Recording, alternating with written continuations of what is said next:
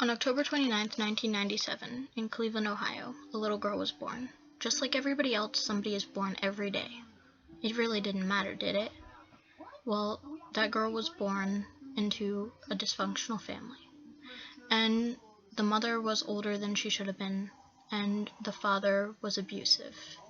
When she was 2 years old, her brother was born. And her brother and her dad and her mother moved all the way to Pennsylvania. And when they got there, the little girl had started school. And she ended up being fine for a little while. Then she started getting bullied and lost all of her friends and would be the little girl that was in the corner of the room. She saw stuff and heard things, and she had a few special talents. And so her mother took her to a psychologist to see what was wrong with her. And she was diagnosed with autism, and the form of autism she had was Asperger's. After all that happened, she was still getting bullied, still didn't have any friends, and people would talk about her way more. At supermarkets, they'd stare because it was such a small town. Everybody knew who she was there. The parents moved to Ohio using her college fund to get here. And so the girl, she just tried to go on with life. And when she turned about 9, her parents got divorced. And it was because the father was abusive.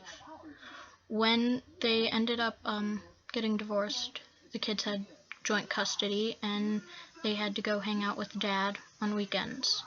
And the dad finally, when the girl was 12, dragged her by her hair and beat her on her bed, and she had bruises to prove it. So they ended up canceling the joint custody, and the mother got custody of both children. She had been going to a school for people with special needs, and she was getting bullied there. And she was snapping. She couldn't take it.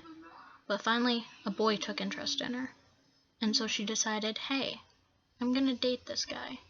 It wasn't really dating. It was like, oh, I love you, and I love you too, and we don't see each other, we just text. And so that went on for a little while. When she was 11 years old, he ended up asking her for inappropriate pictures, and she said no.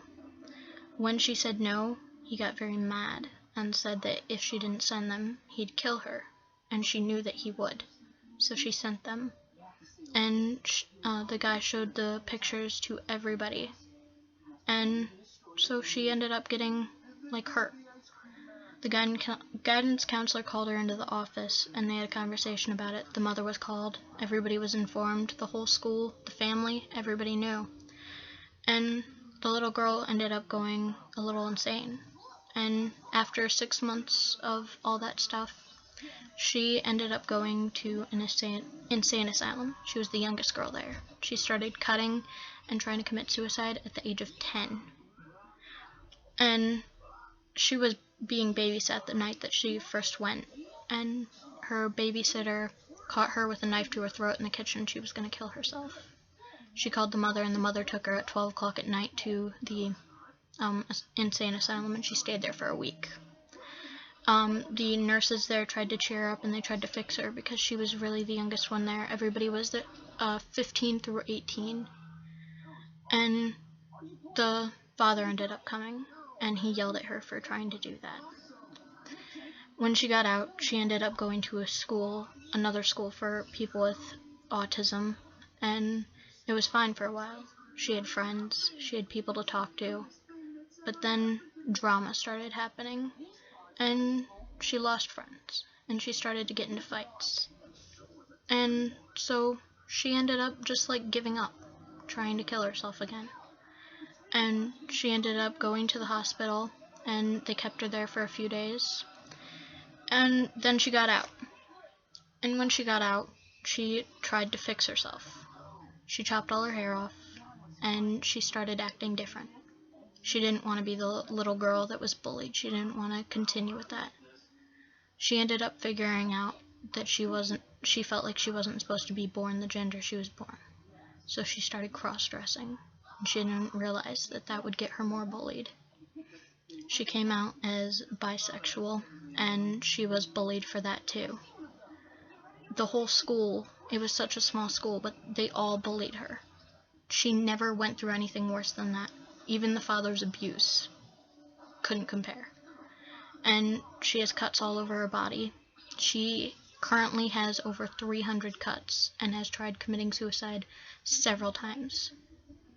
That girl is me. I am now almost 16 years old. I still self-harm, and I am trying to get over it. I'm trying to stay strong, and I'm trying to deal with it. And I wanted to make this video so that people see we don't just cut for attention. And if you're somebody who cuts for attention, you need to stop now. I know you can't see it too well, but I have lines right there. That was my most recent time. That was about a month ago, and you're gonna get stuck with them forever. The ones on my legs are showing up again, and I have burns, and since all that stuff happened, I've dyed my hair so many times. I pierced myself up just so that I could look different. I tried avoiding people, and I tried staying to myself. I tried writing poetry. None of it works.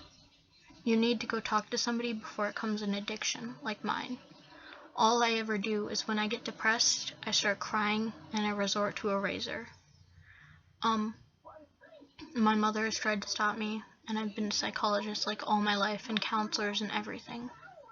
My life has been hell. And last night, I almost started cutting again, but I stopped myself. A guy had broken my heart. I had been lying to him for a little while, and I came out. And 6 months even after I had lied to him and I came out, he ended up still talking to me and everything. And last night, he sat there calling me the C word, the B word, the whore, and slut, and it broke me. It really did. I don't want anybody else to deal with any of this. I really don't. I have a chance of being registered as a sex offender.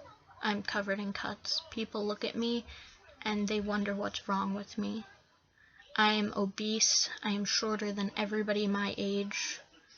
I have almost no friends, and the ones that I do have are online. I used to site model trying to think, hey, this might help my self-esteem. It didn't help. There's a page up on Facebook called Mikey Mistake. That was mine.